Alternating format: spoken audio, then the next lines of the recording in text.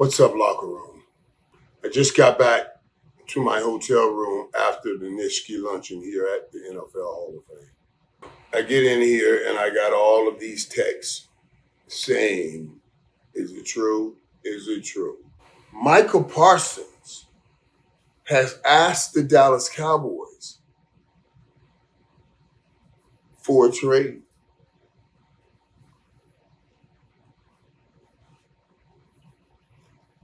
Those of you that have visited me here in the locker room and spent time with me here in the locker room have heard my thoughts on how they should handle this.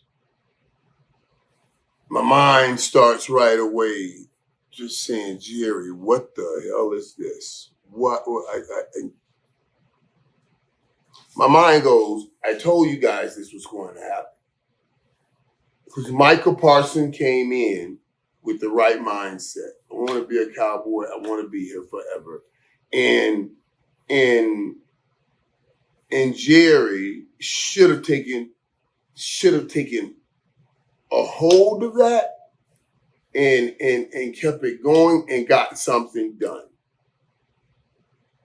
Now, what I'm hearing is, and what Jerry's saying is, I did talk with Micah, and we thought we had a deal done. And then Micah told him to talk to his agent. And Jerry said, I thought I had a deal done. Like, come on, Jerry. Jerry himself knows and has said to me, the deal is not done until the deal is done. And we write pen to paper and you sign. A deal is not done until the deal is done. And Jerry, with that, made Michael, let's stay here and get this deal done because the deal is not done until the deal is done. And we don't want to go out here and stop a truck and not have the deal done. So Jerry, come on. You cannot say you guys thought you had a deal with Micah Parsons. Don't, whatever this is right here, you thought you had a deal with Micah Parsons and he told you to contact his agent or you didn't want to contact his agent. What is that? What is that? Come on, buddy. Come on, man. We had a good one going here. Hope was back again. Emotions were high again. This is the drain game we didn't need to play. Not in Coach Shotty's first year. Now, I don't know if I should be damn hurt and upset that we have deteriorated to this place so fast. I should be upset about that. And the reason I should be upset, honestly, is because Michael's hurt. He's hurt. And now they're talking about the possibility of a trade, which is going to hurt him even more, even though he's the one saying, okay, you guys can trade. This man gave his soul. He wanted to be here. We got enough of these jokers that come in here and just take money and don't want to give all that they are. Michael does that, man. We can't let Michael get out of here. Come on, man. I gave you, and this other reason I say I don't know if I should be upset, because maybe this kind of downfall and turmoil, if I can get it contained, which is not going to be contained, I'm just letting you know it's going to get crazy. Get it contained. Maybe it's the reason Jerry steps up and said, okay, now I'll give you $450 million because I'm getting killed out here, and everybody's going to be on Michael's side, and then. By force, not by choice, but even by force, Jerry's forced to make this the generational player like I talked about with Patrick Mahomes. That's what they should have been doing anyway. They should have been doing anyway. And I was wondering, guys, I promise, when Jerry kept saying in that press conference, the one that he was messing with everybody. Put Trayvon Diggs out. He kept saying that Micah Parsons is the best player I've ever sat down with. He understands everything about the situation more than anybody. And I was wondering, I said, man, Jerry's making a real big point to do this now. What's going on here? Now I see. I hope Jerry ain't trying to play this game. I thought we had a deal. And come on, man. Come on. That's not going to play off right. It's not going to play off right. Come on, that's not going to play off right. And it is, you know what I mean? You can't say, well, Michael said that he was basically going to take a deal where we pay him this much, and we feel like we had a deal. Come on, man. Please, I'm begging for all of us Cowboy fans. Come on, man. Don't do that.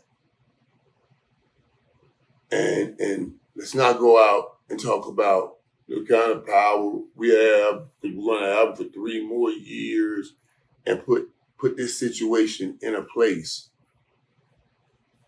where egos get in the way and then there is no way out. You know what I'm saying? Come on, man.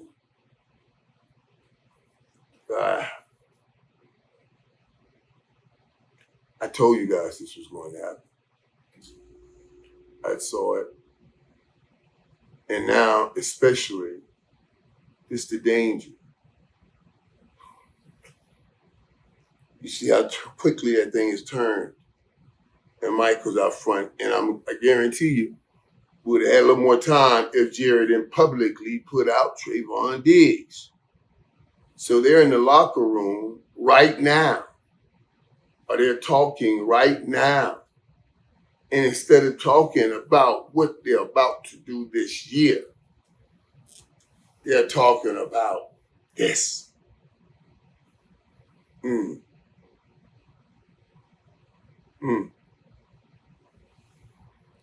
I'll be darned. I was going to tell you all about the Hall of Fame and everything and how much fun we're having and about this class, Eric Allen, Jared Allen, Antonio Gates, and Sterling Sharp. But this was a sharp surprise to see this, to hear this, and to be here and get here so damn fast. That means now listen. There are people around Michael and his team that's all in his ear. And there are people around Jerry and his team and the media people. And they over here say, yeah, they said this and they said that. They're really like some real, don't make me say these things. But all of that's because the reporters, that's their story. Well, no, he said what? Can I put that on record? Can I say it anonymously? You see, so now somebody has each one of their ears. And it's no longer just these two guys. It's all the people that are dropping things in their ear gate. So, man, I don't, this whole thought concept about trading Micah Parsons and getting a boatload of players back and thinking about, let's do what Jimmy Johnson did with Herschel Walker. But that draft's already gone. If that was part of the process, a part of the plan, you should have traded him before the draft and you could have gotten what you needed for right now. So that wasn't part of the plan. So let's get back to the plan. You knew you had to pay this man. Let's figure out a way, and I just gave you the way. Make him that generational player and give him that generational contract, just like they gave Patrick Mahomes. And do it right now to try to restore some of that pure Dallas Cowboy goodness and love back in him that you just ripped out of him. Come on, Jim. We'll line up a lot of ways, but don't make us line up this way without Micah Parsons. There's one more thing I gotta tell you, because I know I'll hear a lot of people say this. Well, it's still early. It's just August 1st. And remember, it's the same thing that happened with the last guy that got paid a lot of money, Myles Garrett. He said he wanted to leave Cleveland. I don't think that's apples to apples. You know, Myles Garrett saying, I want to leave Cleveland, it's one thing. You'll get a chance. They talked about it. I'm talking about the press. They talked about it some. It was out here. But they got a chance to quietly work it out. And then they just announced, oh, we got a deal done. There is no quietly with the Dallas Cowboys. That's the problem. And now what you're seeing is Micah sharing his feelings. And that story is just going to keep going. And you're going to keep digging deep into feelings and until it get to a place where, yeah, it may not be fixable.